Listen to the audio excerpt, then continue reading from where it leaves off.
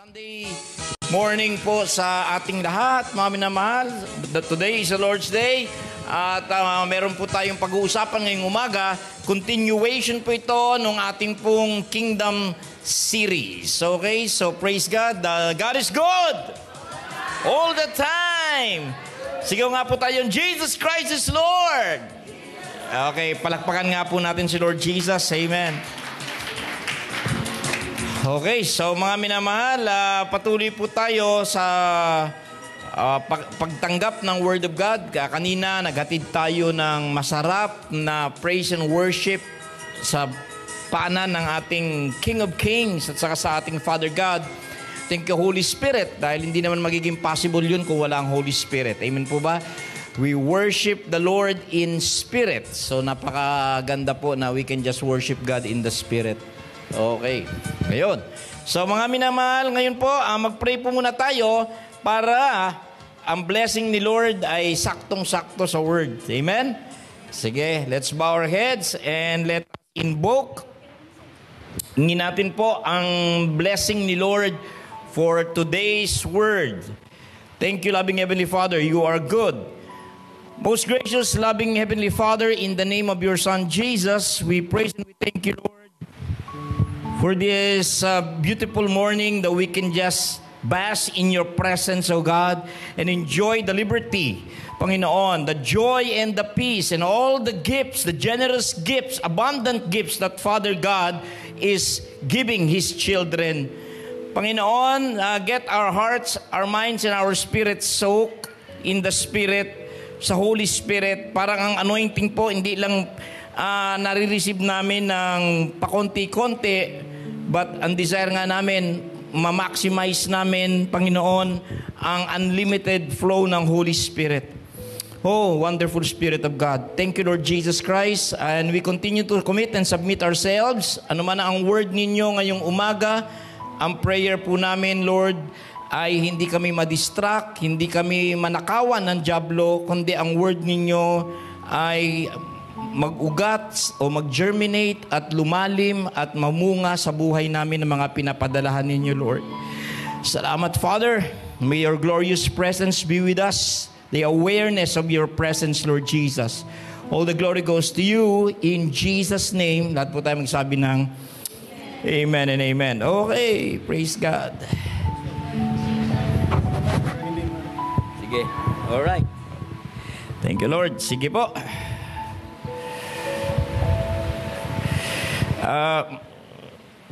Salamat sa Women's Fellowship kapon ha. Nakapamasyal kayo sa ano ha. Kita ko kayo. Nagpa-follow ako. Ang ganda ng lugar na pinuntahan ninyo. I trust na you had a great and blessed time kagabi. Okay, at the same time, mga minamahal, tayo po ay nagre-ready na rin para po sa anniversary natin. Di ba? Meron tayong Thanksgiving. Kailan yung Thanksgiving? Ang Thanksgiving po natin ay October 1 na po. We regret to inform you people na na-move siya from 8 to the 1st ng October dahil to give way po sa Hosanna family. Kasi naka-book sila sa resort. Siyempre, ang availability lang nung resort ang maabi ang kwan nila, no? So 6, 7, and 8, ako po ay nasa 6. Walis na ako papuntang Aurora, pero ang venue will be sa Osmeña, Zamboanga del Sister Carmen, norte ba 'yon o sur? Zamboanga del Norte. So yung buong Aurora family pupunta po ng Osmeña, Zamboanga del Norte. Kada 10 years ginagawa po nila 'yon. Last time sa Dakak. So being the overseer, yung para nag-aama sa kanila, so we have to be there, mga minamahal. No, so binub po natin ng October 1st. Napakalapit po sa katapusan. Amen? Napakalapit sa payday. Okay, so ayan na po. Sabi nga na, nag-meeting kami. Ano po, halo-halo eh. 3-in-1 na daw po. Baka daw po 3-in-1 na yun. Past, present, and future. Kasi normally, nung nag-start po yung church natin, that was last Sunday ng August. Nataalala pa po ninyo, no? And Ati Ting Fukson will be arriving tomorrow. Tomorrow ba? September 11? Sa Tuesday pa. Okay. Sige, sa Tuesday pa. That will be the 12th, no? Okay. So, doon tayo nag-start last week ng August in, what year was that? 2010. 2010. Stand corrected. Tama? So, 13 years old na po. 13 years old na po tayo sa Iligan. Okay. Sino nakaalala pa kay Sendong? Wala na. Parang kailan lang, no? 2011. Pero in a way, kahit disastrous siya, nakabuti naman dun sa pag-build ng bagong bridge at saka ng kwan. Kasi most of the time, dun ako kumakain sa plugging na naman. Yung restaurant dun by the river, yung Feb's Diner. Dati yatang, ano ba yun?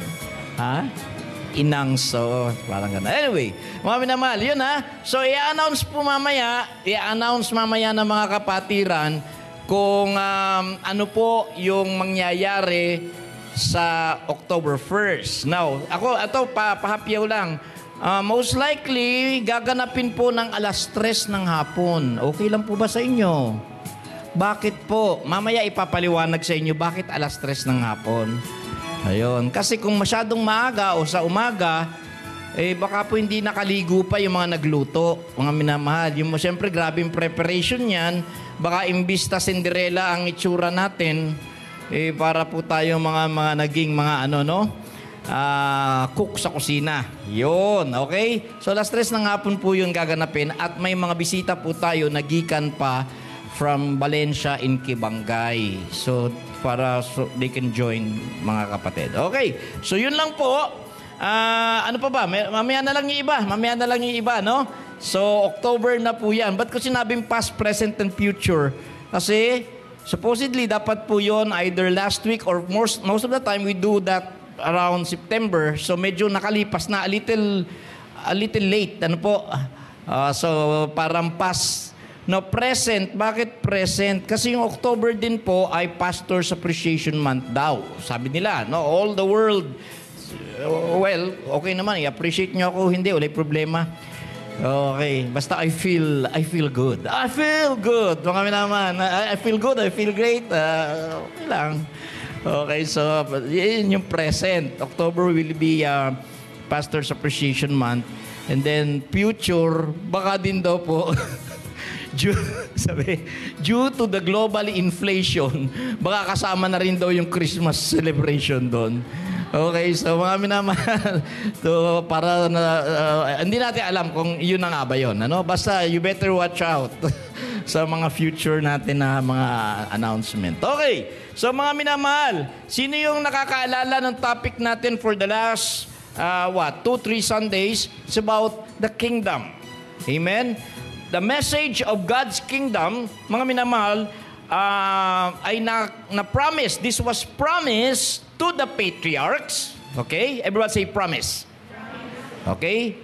Promise. Number 2, prophesied. Okay? Prophesied by the prophets. Oh, yun na. So, 3 letter P po ito. PPP. PPP 1. Ano talaga yung pinakamatanda? Okay? Ano yung pinakamatanda? It was planned before the foundation of the world. Amen? So, ang Trinity, Father, Son, and Holy Spirit, yung sovereign God, mga minamahal.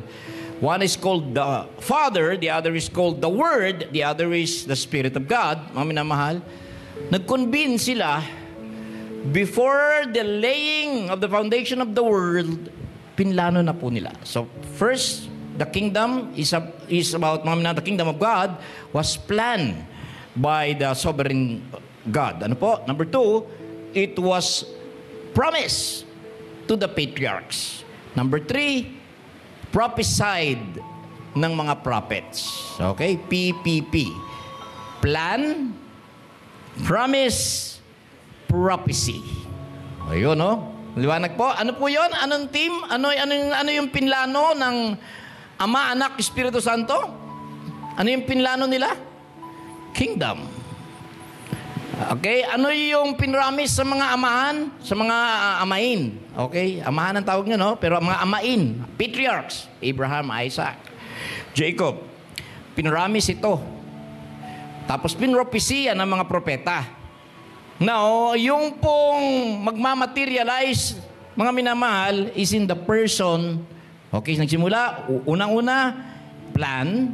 Number 2, promise. Number 3, prophecy. And what's number 4P? Meron pa pala? The kingdom ay marirealize through the person of Jesus Christ. Ayun, okay? So the plan, that's the logos, the plan, the promise, the prophecy.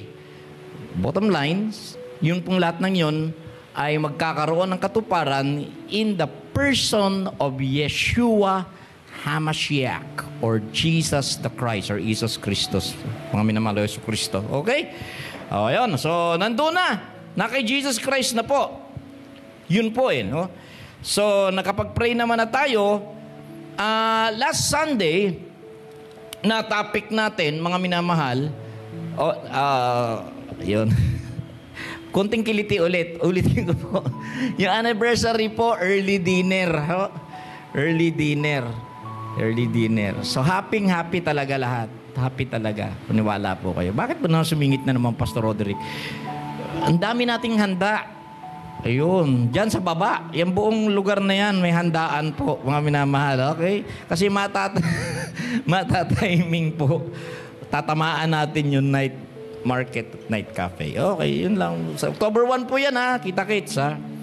Now, ano ba yung pag-uusapan natin tungkol sa kingdom? Noong nakalipas na Sunday, kasama segment doon sa plano is the slaying of the Lamb of God. Yun na, nakita natin. Ayun, thank you. Ayan, ang ganda. Plan before the foundation of the world, promised to the patriarchs, prophesied by the prophets. Okay? And then the whole thing is about what they call the Logos. Yun, amazing dahil doon sa before time and space, before this dimension, the Logos, si Jesus, the Word, the plan, mga kapatid, was just the mind of God. He was just the mind of God. The principle of creation. Then yung principle na yun, later on, magmamanifest in the person of the Prince of Peace. Di ba nakaka-in love si Jesus Christ? Sino po dito in love kay Jesus Christ? You know the song, I Keep Falling in Love with Him? Sarap na I keep falling in love with Jesus over and over. I keep falling in love with Jesus over and over and over again. I pray na ito pong mensahe ng awit na to ay umaapoy hanggang bumalik si Kristo Jesus. Okay, si Mama, nagkaroon yata ng sharing sila kapon whilst driving. Sister Cynthia, thank you ha. Siya pala pinaupo mo sa front seat. Okay, so kwentuhan daw. Kakwento sa akin siya, nagkwento. Tapos usap-usap doon sila nila Brother Andre. At alam niyo po, yung sinabi ni Mama na, tinanong siya, Mami, malapit na talaga yung World War III, no? Wow. Sino natakot doon, ha? World War III? Malapit na daw talaga. Well, simple lang po. During sa mga bakanting oras ko din, pag may trabaho ako sa bangko. Hindi ako nagtatrabaho sa bangko, but I do transaction sa bank. BDO at saka China Bank. Okay? Nagulat lang po ako dahil habang nakikipag-usap doon sa mga taga-BDO at saka sa China Bank, not at the same time, but different setting, ang topic nila doon is about a possible World War III. Amazing sa bangko. Bakit kaya pinag-uusapan sa bangko? Ayun. And merong isang insurance agent sa Manulife. Nilapitan ako, sir, iba na yung insurance ngayon. Ganyan. So she was explaining this and that. And should a war break out, yung matuloy. Sabi ko, bakit ang mga tao nase-sense nila na parang may paparating na impending? But the good news is, may good news, the Third World War is not good news. Hindi po mabuting balita yan. Bakit to? Because this is not about soldiers ng mga bansa na nagbabakbakan katulad ng First and Second World War. They will no longer send, mga kapatid, that vast amount of armies should matuloy ito. Instead of landing their armies doon sa enemy territory, they will be pushing buttons sending, mga minamahal, intercontinental ballistic missile na meron pong mga nuclear warheads. Once upon a time, back in the 40s, it was called the A-bomb. Mga minamahal, okay? But no longer tinatawag ito ngayon na A-bomb. This is many times more potent than A-bomb. It's called nuclear. Mga minamahal, ano? Kasi nung they started with that, sino pala nakapanood ng movie na, what was that, Oppenheimer? Nandoon po yun sa Oppenheimer, yung mga nakapanood na ng Oppenheimer, no? How they constructed itong atomic bomb. Ano po, but from atomic bomb, nag-evolve po yun at naging very powerful na talaga. Ano? Very powerful. Kasi they started with nuclear fission, pero ngayon yung technology is not about nuclear fission. Inadapt nila yung from fission, fusion to fission reaction. Yung araw, parang fission reactor yan, you know? It operates both ways, fission and fusion. Pero ngayon, grabe. Meron pa po silang tinatawag na particle collision. Okay? Particle collision. Grabe na yung technology ng tao ngayon. And bukod sa mataas ang inflation, may mga hoarding, may mga cut-off sa taripa ng mga krudo, which is causing this global inflation. Mga minamahal, ito pong pag-limit nila ng supply ng krudo. Actually, yun po ang FYI lang, bakit nagkaroon ng gera ang Japan at saka Amerika? Because of that. Ang kay Hitler, I can explain. It's more religious war, more on religious yung kay... totoo po. Yes po. Hindi sinasabi, no? Ano yung symbol ni Hitler? A swastika. Yun po ang mga nasa dibdib ng Buddha. So if you're into Brahminism, Buddhism, and Hinduism, mga minamahal, yun po yung pinakang symbol. Kung ang Islam ay crescent moon at ang Christianity ay cross, ang Hinduism is swastika. Okay? Get po natin? So it's more on a religious thing. Yun. Kaya nga, ano yun? Bakit niya wina-wipe out yung mga Jews, etc., etc.? Because he wanted to establish the Aryan race. So it's a mythology, mga minamahal ng Hindu. It's a Hindu mythology really about the Aryan race. The superior race of gods, human gods on earth. No, so I mean, you go check the one, no. So yung European, yung kay Nazi is very much kwan lang po yung geopolitical something ideology. It's very much religious. Pero yung Japan at saka Amerika is because kinat ng Amerika ang supply ng oil sa kanila. That's the real story po, mga minamahal. Okay, so it's like history repeating itself. History is just repeating itself. During the First World War, nung unang World War, there was like 2 years na global pandemic. Nagkaroon po ng pandemic bago nagkaroon ng World War First. 2 years po yun. From 1918 to 1920. And it's called the Spanish flu. Okay, sabi na naman nila, Spanish flu. Diba? Parang awit ba yun? Blue Spanish flu. Hindi. Spanish flu. Pero actually, it's not really a Spanish flu. It came sa poultry ng Amerika. To Amerika, magaling talaga to magaling talaga ito mag-export. Tapos pag nailan nila sa ibang bansa, pag pumutok, nilan nila sa ibang bansa, sisisihin nila ibang bansa. Pero made in America. So, Spanish flu was really not from Spain. It was from US soil. Pero ang outbreak, doon na nangyari. Okay? Now, katulad din sa Wuhan. Di ba? Ayun, Wuhan. Yung COVID, sinisi ang China. Pero pinag-usapan yan at ginawa doon sa Amerika, nilipat sa Wuhan. So magaling talaga ang Amerika pagdating sa ganyan. Ako, grabe. Diaper man nanonood. But this is just reality. Fact check lang po ito, mga minamahal. Ganun talaga. They will create a story gagawa sila ng story na they will play heroes, pero para magkaroon ng acts of heroism and being the international global police, they need to create a crisis or situation. So ganyan sila katalino yung mga yun. Okay. At any rate, mga minamahal, World War III, matutuloy kaya? Okay. Sabi ng Bible, may darating. May babalik.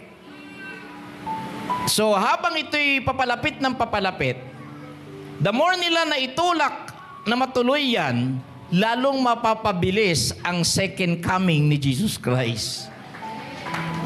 Amen po? Dahil nagsabi si Lord Jesus, kung hindi ako babalik for the sake of the elect, no flesh will be saved. Even Yeshua Mashiach, even Jesus the Christ prophesied na ang ginamit niya, hindi niya sabi, no, hindi niya sinabi souls na masisave, but very specific, lawas. Sinabi po ni Lord Jesus na Matthew 24, pa-check daw natin, Faith, para makita nila. Nakalagay sa Matthew 24 na for the elect's sake, I will shorten the days. There will be a speeding up of time. Mga minamahal, i-speed up, i-accelerate ni Lord Jesus Christ yung time. Nanotice ba ninyo ngayon kung gaano kabilis yung time?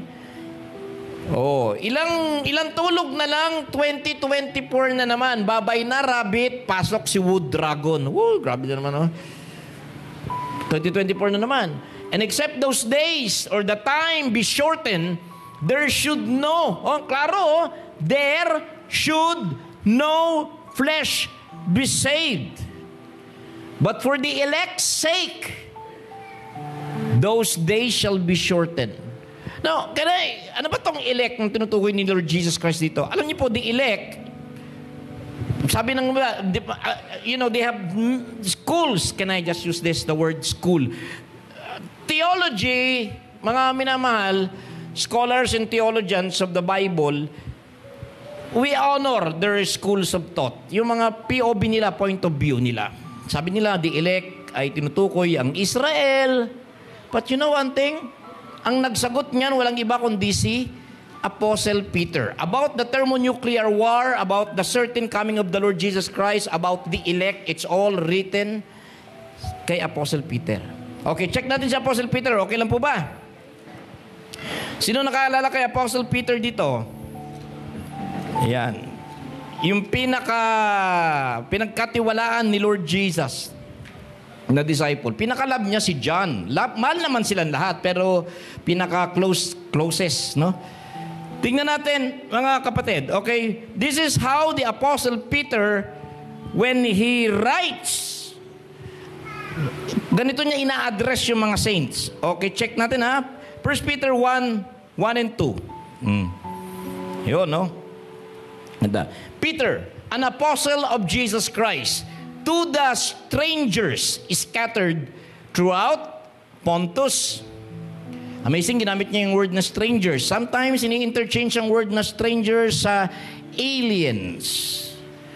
So, sa Bible may aliens, pero hindi taga-ibang planeta. Ano ibig sabihin ng aliens and strangers? Ibig sabihin, pointing to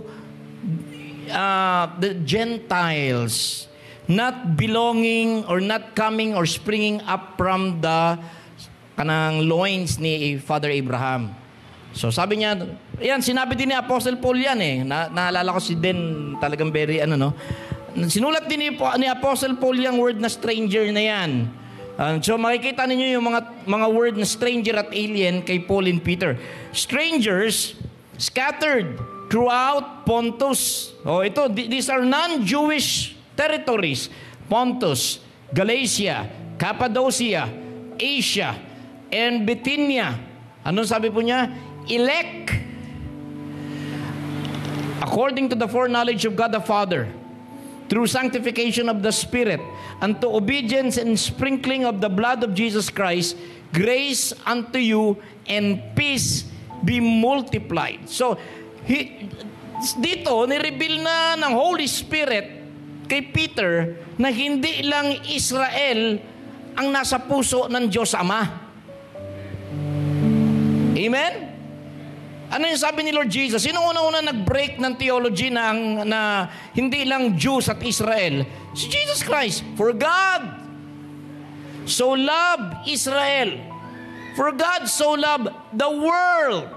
Kaya if you go doon sa book of John, bihira, ang kalaban ni Jesus doon sa buong book of John were the Jews. Ang kalaban ni Lord Jesus, if you're gonna study the Gospel of John, ang lagi niyang opposition ay the Jews. Okay? Pero ang message ni Kristo is about God the Father loving the whole creation. He loved the whole creation. Ang Ginoon, tinuod na Ginoo ba? Hello, are you with me? He loved the world. For God did not send His Son to the world to condemn the world, but that the world through Him might be saved, etc., etc. Okay, so balikan po natin itong elect na to. Paliwanag pa natin, sino itong mga elect? So, please, tapusan na natin yung theology natin na, they are God's chosen people. They are God's, yeah. Where are we talking? What are we talking here? What are we talking? Old Testament. Nasa Old Covenant tayo pag sinabi mo, they're God's chosen people, they're God's chosen people, they're God's... That's Old Testament. Sa New Testament, gusto niyo makilala kung sino yung mga chosen people. Ayan, elect according to foreknowledge of God the Father. So, ang foreknowledge sa Ama, ang sanctification, ang paghihiwalay, ang Holy Spirit, ang sprinkling of the blood kay Jesus Christ. Now, silipin po natin mga minamahala, Chapter 2, italo natin. Yan. Chapter 2, verse 5. Ayun, Ye also, as lively stones, are built up a spiritual house, an holy priesthood, to offer up spiritual sacrifices acceptable to God by Jesus Christ. Verse 9. Kasi po, pinapaliwanag ni Peter sa 1 and 2 na ganito. Yung Israel, pinadaan doon, binigyan sila ng pagkakataon, but they rejected. Hindi nila ginusto si Jesus Christ. Nandyan man sa chapter 2, pinaliwanag. Kinat ko lang yung verse 5, pero kung basahin niyo yung verse 6, 7, doon sa Zion nilagay yung cornerstone, but he was rejected. Pero sabi po dito, but you are a chosen generation. Sino ang sinasabihan ni Peter dito na you are a chosen generation, na tinawag niyang elect? He was pointing to the mga believers and followers ni Jesus na non-Jewish. To the strangers. Okay? Hello? Sino makapagsasabi dito na kasama ako dyan, Pastor Rick? Amen, yes. Strangers man kita, especially when it comes to the commonwealth, mga minamahal of Israel. Na pinaliwanag ni Paul yun sa Ephesians at saka sa Galatians. Pareho, nagkakaintindihan si Peter saka si Paul. Ano po? Sabi dito, you are, gusto niyo malaman kung sino yung elect? Ito yung elect sa verse 9. You are a chosen generation. Teka, sandali. I believe this is the only thing, or this is the only peculiar line na hindi nag-appear sa Exodus. Check nga natin si Moses, mga minamahal. Okay lang po ba? You don't find this message boring? Kasi papunta pa lang tayo sa palipad pa lang tayo, pa-take off pa lang tayo. Okay. Mount Sinai. Punta tayo sa Mount Sinai. You have Moses and the children of Israel, I believe chapter 19. I stand corrected. Chapter 19, I guess. Na nagsabi si Moses doon, pinasasabi ni Yahuwah sa mga Israelites na there. And you shall be unto me. Now, ito sabi you say this. Tama ba, Faith? Above verse. Tama. Okay, tama yung verse. You shall be.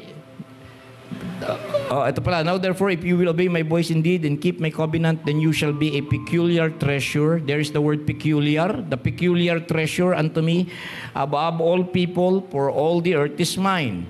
And you shall be unto me a kingdom of priests and a holy. Ginawa ko na lang po a holy kasi unholy. Parang pangit pakinggan. Unang-una, mali na yung grammar. Tapos pag sinabi mo pa na unholy, talaga nag-appear na naging unholy sila. And unholy. A holy nation. These are the words which you shall speak not just to the tribe of Levi, but to the whole children of Israel. So ang intention ng Ginoo na to, dili lang isang tribe, kundi ang tanan na Israel magiging iyon. Now, tingnan natin ha, peculiar treasure. Kingdom of priests and holy nation. So, you have 1, 2, 3. So, compare Exodus 19:5 and 6 doon sa 1 Peter chapter 2. May word na royal priesthood. May priesthood din, di ba? So, okay, check. Merong priesthood. A holy nation, nandun din, a holy nation. A peculiar people, nandun din. Pero what made this special, different from that, is the line, chosen generation. Pwede mo ba i-define what the word generation means? Okay, check natin kung ano po ang word na generation. Ang pagkakaintindi ko sa generation is, it speaks to a particular specific group or people, mga minamahal, living sa isang definite period of time. Tignan ko kung tama yung definition ko ha. Pag binanggit mo ang word na generation, ayan, there. Now, kayo magsabi, medyo may pagkakalapit ba yung definition ko doon sa definition ng generation? There. Generation. Define. All of the people born and living at about the same time. Now, do you agree with the interpretation or the kanang mga definition ng dictionary? Lahat ng taong ipinanganak at nabubuhay sa isang particular period of time regarded collectively, one of his generations, etc., age group, peer group. So, mga minamahal, sinabi ni Jesus, for the elect's sake. So, ano ibig sabihin ng elect's sake? Jesus Christ the Lord was referring to a specific generation. Jesus, mga minamahal, ay may sinasabi dito na may isang generation na kinakailangan balikan ko dahil pag hindi ko binalikan, walang mabuhay sa kanila. And He called them the elect. And what generation is this? The generation na makita lahat ng signs of His coming naganap na. Hello? Ang generation na makawitness sa tanan na inahatag ni Kristo, ang Ginoo nato, no? Lahat ng generation, lahat ng mga tao na nabuhay, na nakita nila na lahat ng signs, yung generation na tinawag niyang elect at tinawag na chosen generation. Daghan ang mga generation nag-wait kay Kristo. Daghan na gyud. Dami ng generation na naghintay sa coming ni Christ. But Jesus spoke of a certain generation that shall not see death. Verily I say unto you, so sinabi niya 24:34, this generation shall not pass. So hang on, stay healthy, stay alive. Amen? Pwede ka bang kumanta mamaya? Duet ba tayo? Ano yan? Living in the blessings and the word of God, just stay alive, ha, ha, ha, ha, stay alive. Di ba? Okay, so, assuredly I say to you, this generation will by no means pass away. Do you believe na kasama ka sa generation na yan? What particular generation to be exact? A generation ng war, nakakita ng war? Well, war has been around. Even before the birth of Christ, there was already war. But Jesus never spoke of the birth pangs. Mga naman yung generation na nakakita ng birth pangs. But ang generation na nakakita ng age-closing signs. Di ba sabi ko nga po sa inyo, dalawang klase yung category ng signs na binaba niya. Category number 1 ay tinatawag pong age-long signs at may tinatawag din po na age-closing signs. Wow. So tignan natin kung nasaan tayo. So, wala pang time ni Christ may gera na. Wala pang time ni Christ may famine na. Wala pang time ni Christ may mga earthquakes na, may mga volcanic eruptions na. So, let's be specific here. Ano yung mga age closing na signs? 1, the preaching of the gospel of the kingdom. Kung makita ninyo, 24:14, I believe, Matthew 24 verse 14. Ito na, kasi yung wars, rumors of wars, famine, pestilence, earthquake, etc., etc. It's been around since tagal ng panahon. Kaya lang, ba't binring up pa ni Jesus Christ? Ang tinutukoy ni Lord Jesus is the frequency and the intervals magiging short. Nag-get pa ba ninyo? I mean, may mga gera na noon, may mga lindol na noon. Kaya lang, bakit binring up ni Christ, habang papalapit yung coming niya, yung pong interval, sunod-sunod, katatapos lang one after another, right after nito, meron na naman. Yun, okay? At saka, nag-intensify. So, ang tendency po noon, when Jesus brought up yung mga ganon, na mga signs, He was referring to the increase or pagtaas ng frequency at intensity. Okay? Now, ito yung mga age closing. This gospel of the kingdom shall be preached in all the world for a witness unto all nations. Sa madaling salita, all nations madidinig ang preaching ng gospel. Na huwag niyong sabihin, kailan po nangyari ito? 2,000 years ago? No. 1,000 years ago? No. 500 years ago? No. Wala pa pong 200 years, more than 100 years only, simula na nagkaroon ng mga great revivals. At tumindi ang global evangelism with the development ng technology. Knowledge shall increase. Check na natin si Daniel, mga kapatid. Okay, Daniel tayo. Daniel 12:4. Puro 4. Nanonood mo ninyo, puro 4. 24, 14, 24, 34, 12, 4. Bakit kaya 4? Ano ang year next year? Naku, di ba? 2024. Ilang 4 meron next year? 2. 20, 2, 0, 2. 2 plus 2 is 4. 4. Wow. Okay, now, hindi ko sinasabi next year darating si Lord. Anytime, He may come. Basta ito lang, para sure. Bago mag-World War III, nakarating na si Lord. Klaro? So, bago pumutok, kasi I was shown this vision. Alam niyo, favorite sa lahat ng vision ko, na hanggang mamatay na siya, hindi niya pa malimutan. Kalalo yung tinutukoy ko, si Brother Villarta.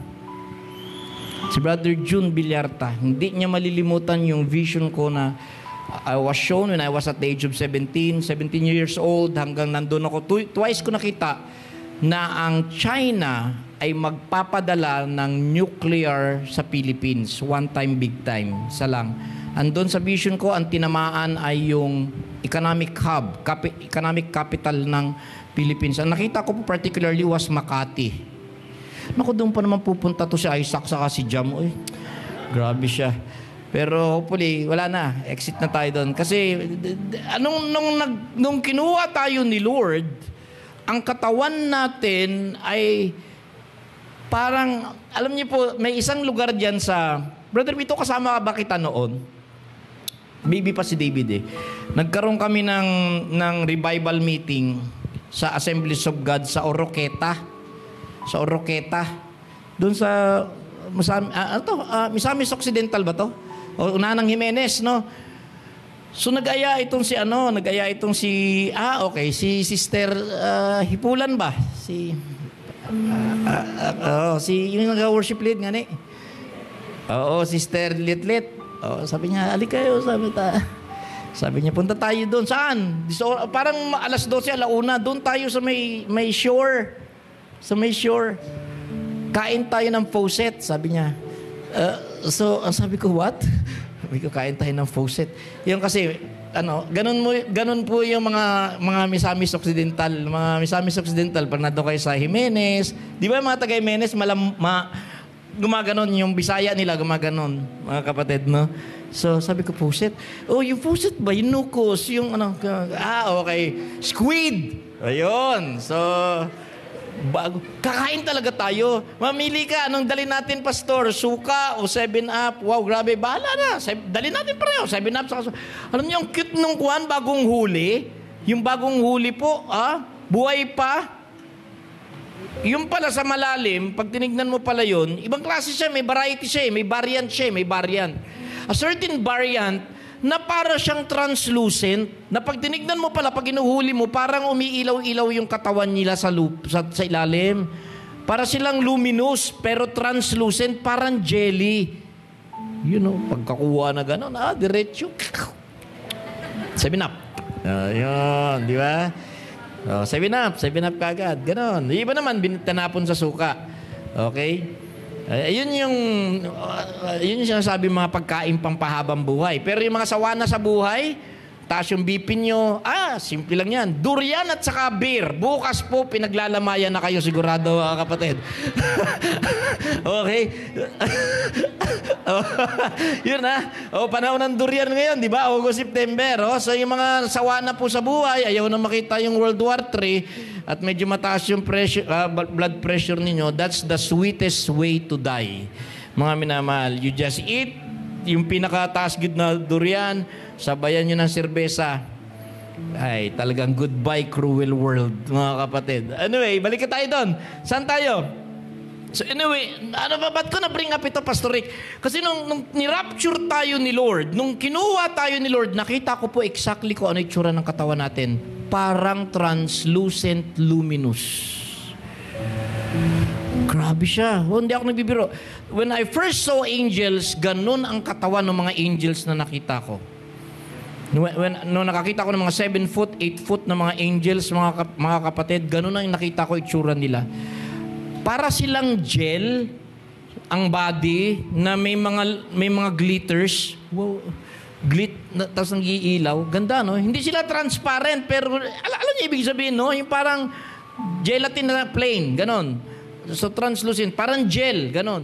Tapos nung kinuha ni Lord yung mga anak niya, ganon, ang katawan. Parang ganon ang katawan natin. Sa inyo, okay ba? Ayaw nyo? Kukunin tayo ni Lord bago mangyari ang World War III. Okay. Now, teka sandali, Pastor Roderick. Si Peter din ba yung nag-prophesy ng World War III? Opo, siya din po. Siya din po yung nag-prophesy. 2 Peter chapter 3. Okay? Ayun mga minamahal. Now, ito yung discouragement nating lahat. Kung isipin natin, no? 2 Peter 3:3. Ito po. Minsan para tayong nanghihina na, no? Kasi sabi naman ng Bible, yes, makakatulog lahat. Makakatulog. Ibig sabihin, pa nakatulog ka, both the wise and the foolish virgins, hindi lang yung 5 foolish, but all 10 nakatulog. Nakaantok ba? Parang, siyempre, hindi ka na ganun ka. Di ba, pagka inantok ka na, hindi ka na ganun ka strong. Pagka super hype up ka pa, dili ka makakatulog, no? Pero kung medyo nag-wane, nag-relax na, diyan na tayo tatamaan ng antok. So sinabi sa Bible na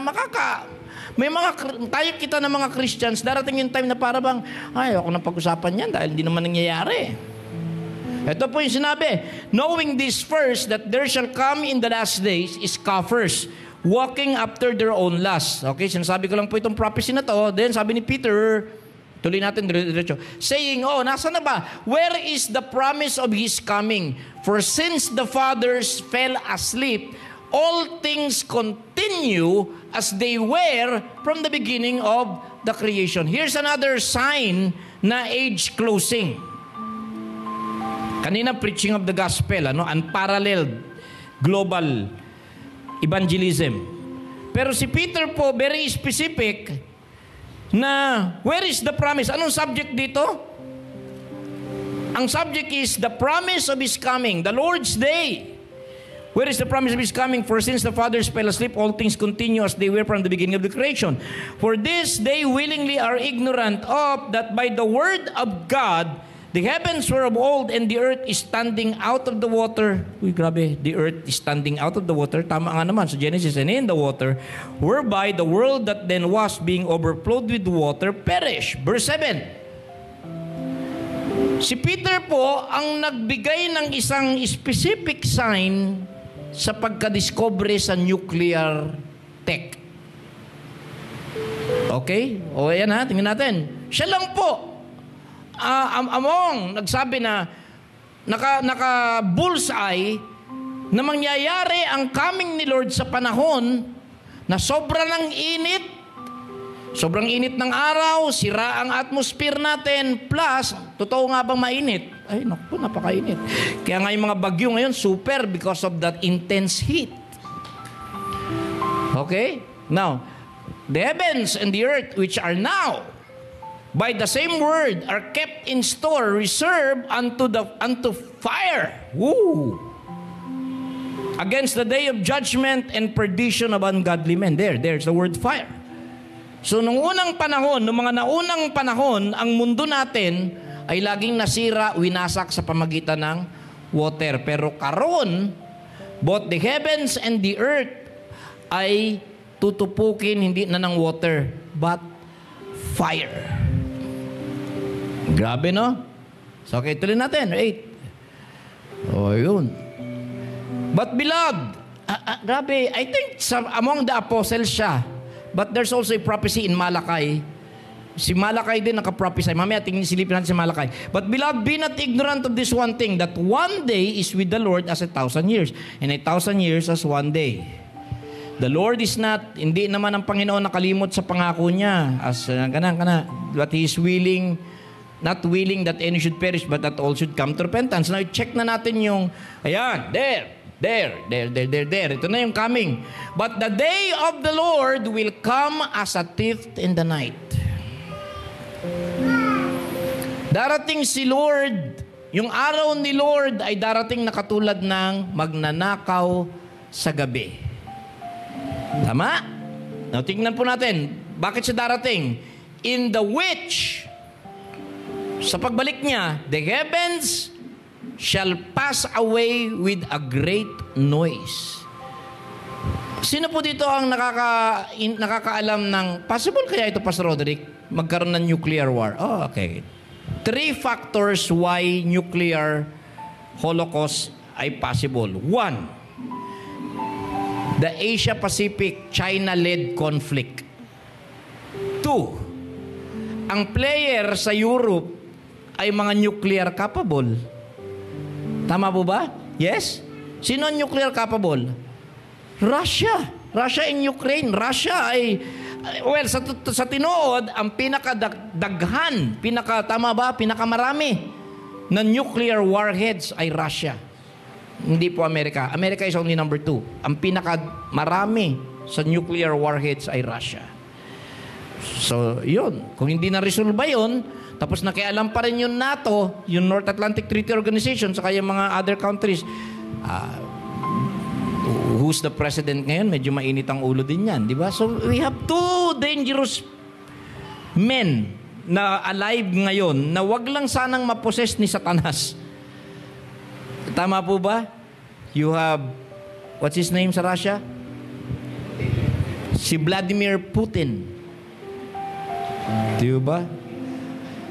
Kano kaya ni Vladimir Putin si Rasputin? Kilala niyo ba si Rasputin? Oh, hindi, totoo. That guy really exists. Nabuhay talaga yan. He's a very wicked Russian. May power po siya. He's into sorcery. I mean, you just check na lang si Rasputin. Ano po? So, you have Vladimir. Okay? The word pa lang na Vladimir is like bloody. Ang original na pangalan ng Dracula is blood. V-L-A-D, blood. Mga bloodthirsty. Okay? So, leaving that aside, the dragon of the east. Pero Pastor Roderick, granting na hindi yung dalawang yan, posible pa rin kaya magkaroon ng nuclear holocaust? Yes. Dahil bukod sa global inflation natin, mga minamahal, mababawasan pa po ang employment paggamit ng manpower. Bakit to? Welcome post-pandemic. The new, ano ba tawag dyan? New ano na daw? New modern ba? Anong tawag dyan? After ng pandemic, may tinawag sila new ano? Ano nga tawag after the pandemic? This is the new normal. The new normal is very abnormal. Alam niyo po kung bakit? Bakit ko nasabi mababawasan ng employment? Especially sa industry, saka sa machinery, at saka sa technology. AI. Salamat kay Elon Musk. Welcome to the AI generation. Very dangerous ang maraming social media accounts at kayo exposed masyado po. Bakit to? Bukod sa hindi lang ma-hack, pwede pa po tayong okay. Actually, yun ang ginagawa ko ngayon. Nilalaro-laro ko eh. Pwede nang ilagay ang mukha ninyo sa katawan ng iba. Perfect. Ang tawag po doon ay deep fake. They can even resurrect dead people, you know. Gusto nilang buhayin si Fernando po, i-transfer lang po, get a picture ng kwan, and then by through AI technology, mabubuhay. And ngayon po, maraming artista sa Hollywood na patay na nabubuhay nila ngayon ulit sa movies because of AI. Ngayon po, AI na tayo. Even yung barcode natin, mahirap na pong intindihin ngayon. Yung bagong QR code. Nanotice ba ninyo? So we're evolving, mga kapatid. Now, what about AI, Pastor Roderick? Okay, here's the problem with the AI.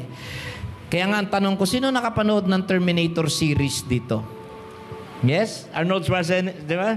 Bakit? Ano nangyari sa Terminator ni Schwarzenegger? Mga minamahal, or Schwarzenegger, or ni Schwarzenegger.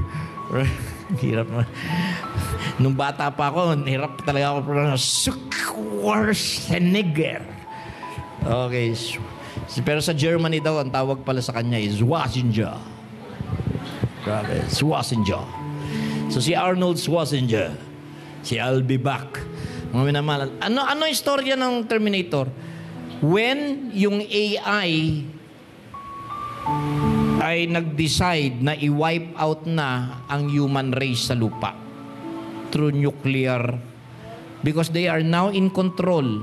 They can, hopefully, wag ma-demonize itong AI, wag lang maging mga demonyo ito, because kaya nilang kontrolin ang eroplano, kaya nilang kontrolin ang computer, ang stock market, kaya nilang kontrolin lahat dahil ang buong computer natin ngayon ay pinapatakbo na po ng AI.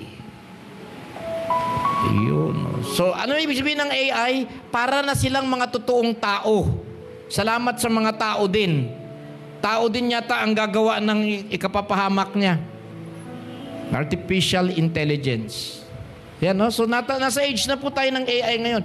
Yung mga modernong smartphone ninyo po, yung mga smartphone ngayon na maganda na masyado, may nanotech na po. So, from nanotech, AI, yan. Anyway, kung maloko yan, pwede din silang mag-hack. Pwede din na paliparin nila yung mga ano. But praise the Lord, those are the possibilities. But praise God, may salita ang Panginoon. There will be a divine intervention. Amen? But the day of the Lord will come as a thief in the night, in the which the heavens, I'm not talking about the heaven of heavens. May sinasabi pong heaven of heavens, may sinasabing heavens. Okay? Pag sinabing heavens yan, yung atmosphere natin. Ano po? Airspace. Okay? The airspace shall pass away with a great boom. Nakita nyo? Na ano? With a great noise. Grabe, no? Some people heard it like sound of a trumpet blast. Kasi pag bumalik si Jesus Christ, fire din siya. Pag bumalik si Jesus Christ, fire din siya. Ang mga angels niya, fire din siya. Grabe, no? And the element, now there, you get, faith, is this the only place in the whole Bible, interong Bible, na nakabanggit for the first time ng scientific term ang isang writer of the Bible? elements. This is chemistry, people.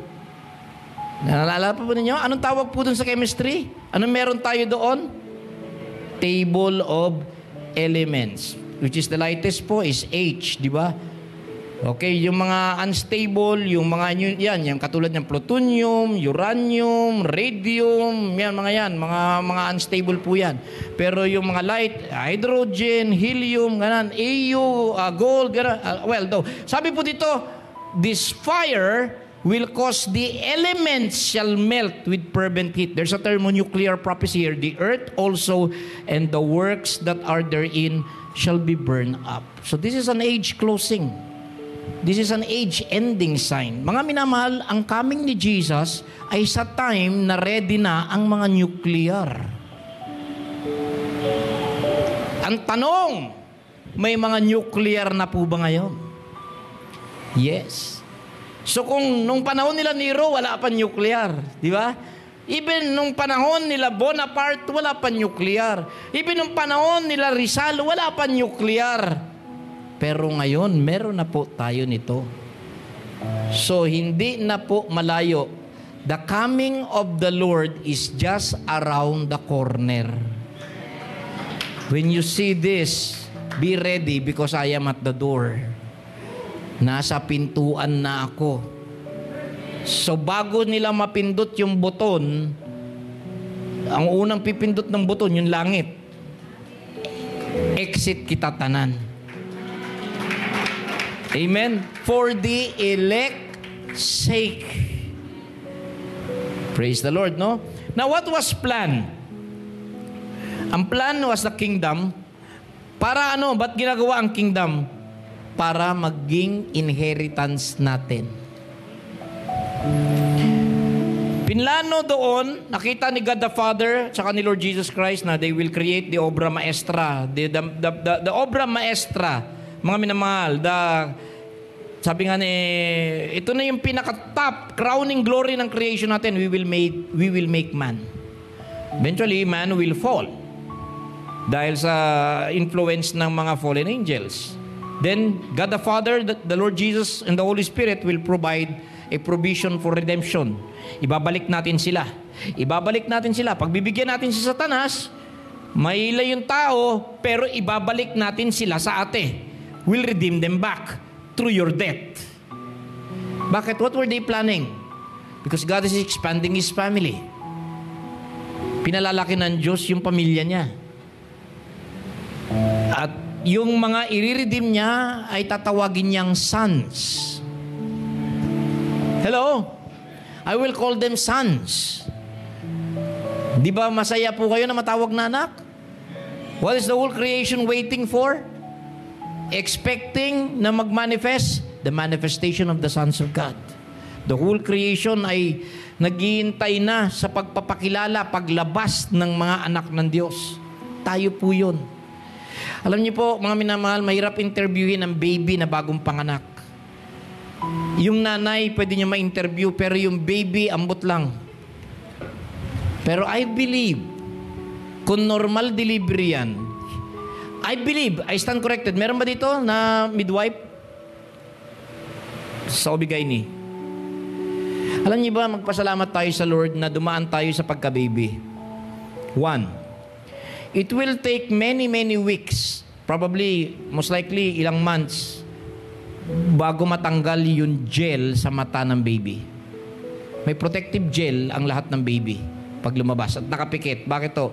Because blinding yung light na sasalubong sa kanya. So it will take time para ma-develop na hindi siya maging bulag. Alam niyo kung bukas kagad yun paglabas, tapos walang protective gel, bulag yung bata.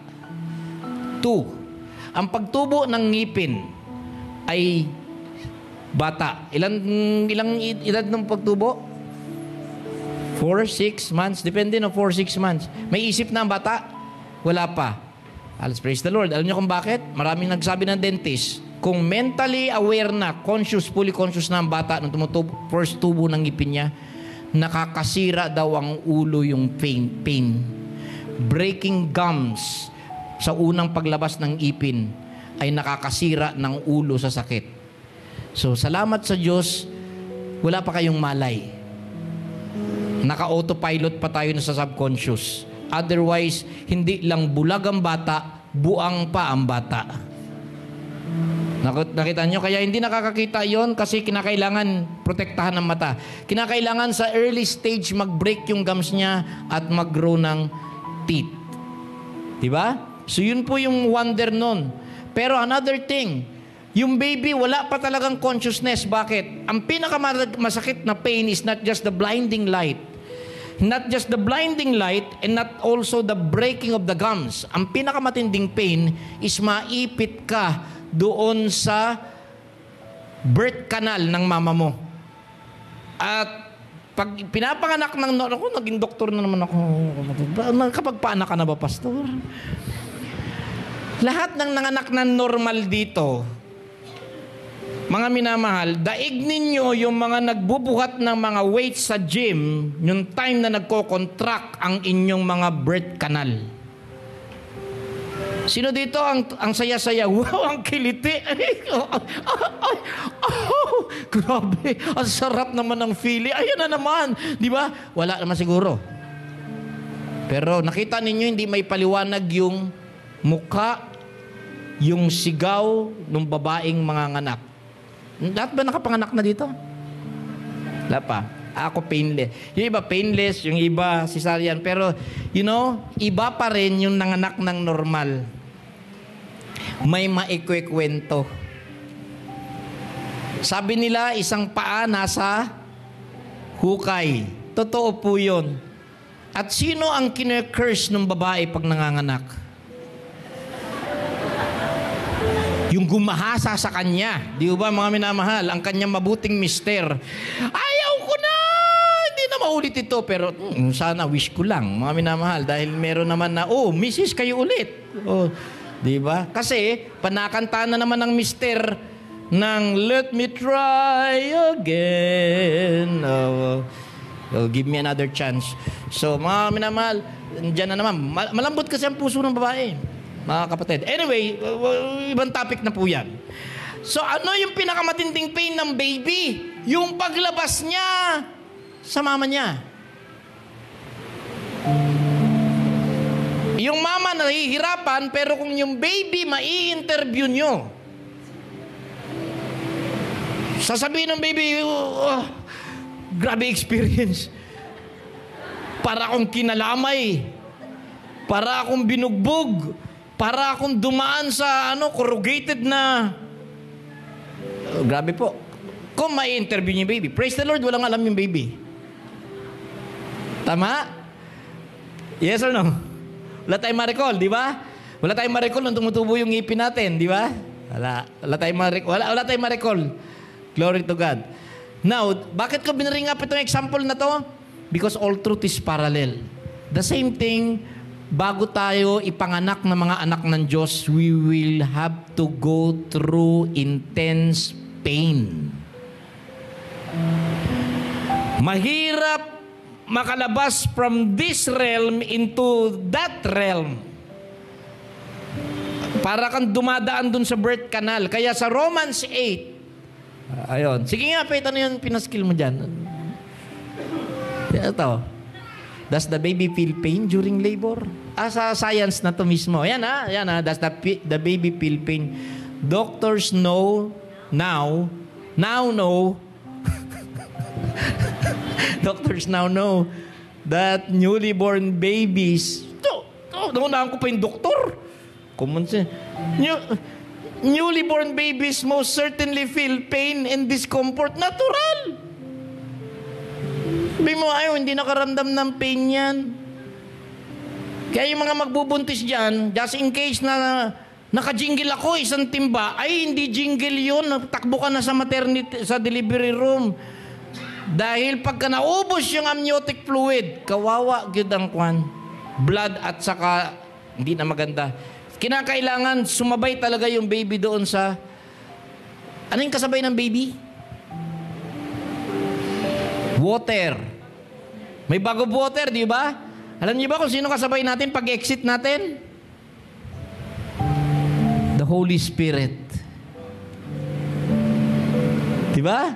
Yung Holy Spirit po, yun yung nagkukusyon Kaya nga buhay pa rin yung baby, para ma-preserve yung baby, kinakailangan ng water na yon. Amen? At alam ni Lord na marami tayong problema sa mundo. Yung pain matindi. Kaya ibibigay niya ang Holy Spirit sa atin. Amen? Gaano kadaming tubig yung hawak ng baby sa loob ng womb? Ganito? O nandun siya mismo sa loob ng tubig? What do you call that? Naka-immerse ba siya? Yes. And that is why we need to be baptized. We need to get baptized, immersed in the Holy Spirit. So madali palang ma-birth out. Kaya para sabi ni Jesus Christ, yung mga magiging anak sa kingdom, they will have to be born by the water and the Spirit to enter the kingdom. Kung walay Holy Spirit, kung walay Word of God, ang hirap makapasok sa kingdom ng Panginoon. Amen? Nag-enjoy ba kayo sa message? Are you still with me? Now, so what were they planning? The plan is for God to redeem humankind, make them His children, and bigyan sila ng pamana. May pamana na po tayong lahat. And what is that inheritance? The kingdom of God. Wait, pa-check nga. Jesus, when He returns, okay pa ba sa inyo yung kuwan? Pagod na kayo? Pagbalik ni Christ, may mga i-welcome siya. Yung sasabihan niya ng, welcome, well done. At may sasabihan siya ng ganito, come ye blessed of my Father. Ayan na. Ephesians to. Matthew 25 na to. And He will say to them, to those, nandun sa right side, come, blessed of my Father. Kayo na nga po bumasa. Sabay-sabay. 1, 2, 3, go.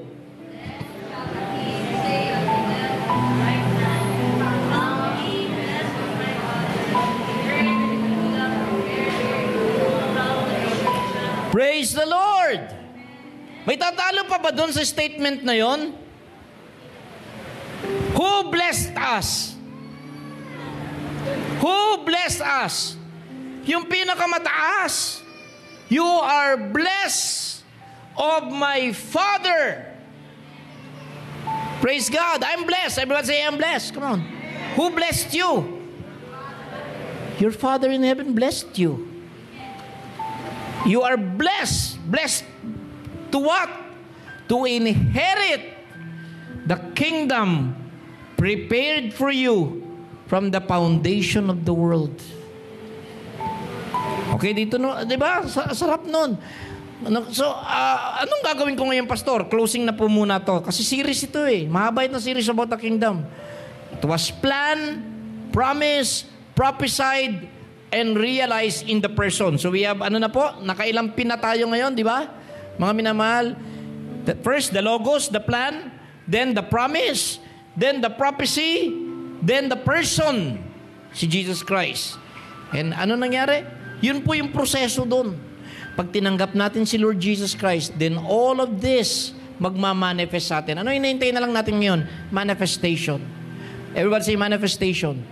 Ang hinihintay na lang po natin ngayon is manifestation. Kailan mangyayari yung manifestation? Sa panahon na matindi yung trouble.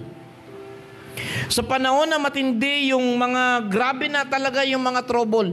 Mga minamahal, pagka makita mo, inintindi natin, aralin natin yung Bible. Wala man taong gusto ng trouble. Ayaw na ng tao ng problema.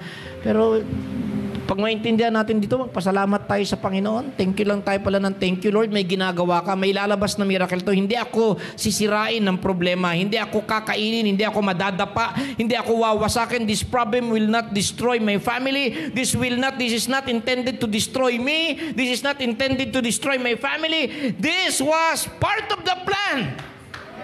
All this pain, I may not fully understand it, but God is working. I know na ang the end is glorious. And I may not fully understand what I'm going through right now, the process and the means, the ways and means, but the end will justify the means. Amen? Salamat sa Panginoon. Glory to God. So, pansamantala ko pong tinatapusan, mga hiridero sa kaharian ng Diyos. Wala nang pobre dito. Walang purdoy. Walang loser. Amen? Because you're a son of God. You're a child of God. Praise the Lord. Okay. Sige. Ayan, no? I reckon that the sufferings of this present time are not worthy to be compared with the glory which shall be revealed in us. Kita, tindig tayong lahat. Tayo tayong lahat. Praise the Lord. Alam niyo po mga minamahal, kagabi pa hanggang nakatulog ako hanggang kanina. Habang namamalansya ako nitong suot ko. Parang I was really communing with the Lord. Sabi ko, Lord, ano ba talaga? I don't want my people. Ulitin ko po, kung nakikinig ka, I don't want my people or my children to be lacking, especially when it comes to the power of God. But how do we understand the power of God? The power of God is very spiritual. Marami siguro gusto natin kagad mag-manifest sa labas. Pero ang power sa Ginoo mag-start good sa loob, sa sulod. Doon muna. Ang empowerment natin kinakailangan sa loob muna.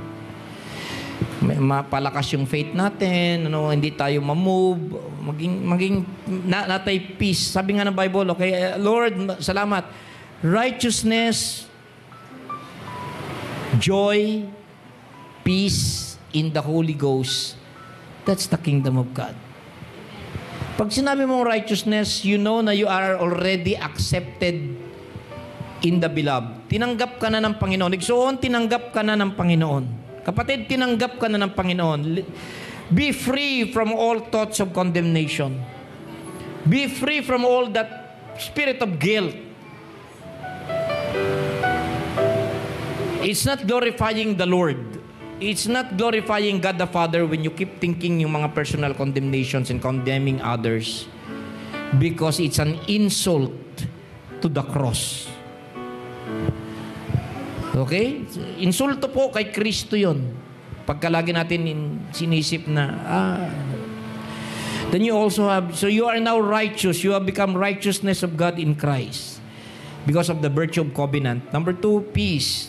My peace, my peace. Let there be peace. Lord, let the shalom of God be with us, be upon us. Deep, itanim nyo ang seeds of peace sa malalalim na parte ng puso namin. Let there be the peace, the shalom of Yeshua, yung shalom ni Jesus Christ, doon sa malalalim na parte ng isip namin at puso namin. Let not our hearts be troubled. May we have that peace. And may we have the unspeakable joy. It's our inheritance. Parte ito ng kingdom, Lord. Salamat, Lord. Salamat. We have become the righteousness of God in Christ by virtue of the new covenant. We are, mga minamahal, enjoying the peace that passeth every human understanding. And we are also enjoying the joy na sinasabing unspeakable. Kaawit tayo sa Panginoon. Dakilang katapatan. Praise the Lord. Thank you, Lord. And yun na nga, sabi ni Lord, gusto ko mga anak ko may power. Pero yung power na iniisip ninyo, hindi lang physical power, power na magpaapoy, o power na gumawa ng supernatural, but the real power is spiritual. It's having our connection with God the Father, with the Lord, established, connected ulit. Yung bang, madali na, alam nyo na meron na. When you're experiencing all three, yung sinabi ko kanina, righteousness, peace, and joy. Sadyang kay buti ng ating Panginoon, nagtatapat sa habang panahon, maging sa kabila ng ating pagkukulang, biyaya niya'y patuloy na daan. Katulad ng pagsinag ng gintong araw, patuloy siyang nagbibigay tanglaw. Kaya't sa puso ko't damdamin, ang katapatan niya'y aking pupurihin. Dakila ka, O Diyos, tapat ka ngang tunay, magmula pa sa ugat ng aming lahi. Mundo'y magunaw man, maaasahan kang lagi, maging hanggang agkas nitong buhay. Kaya, O Diyos, ika'y laging pupurihin, sa buong mundo'y aking aawitin.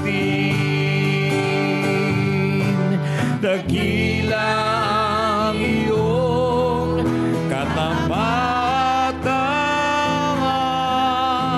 pag-ibig mo'y walang hanggan.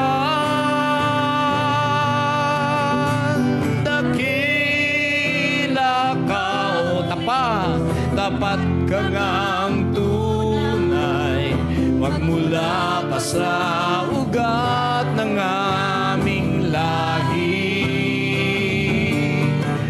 Mundo'y magunaw man, maaasahan kang lagi, maging hanggang wakas nitong sa habang panahon. Dakila ka, O Diyos, Jesus Ama.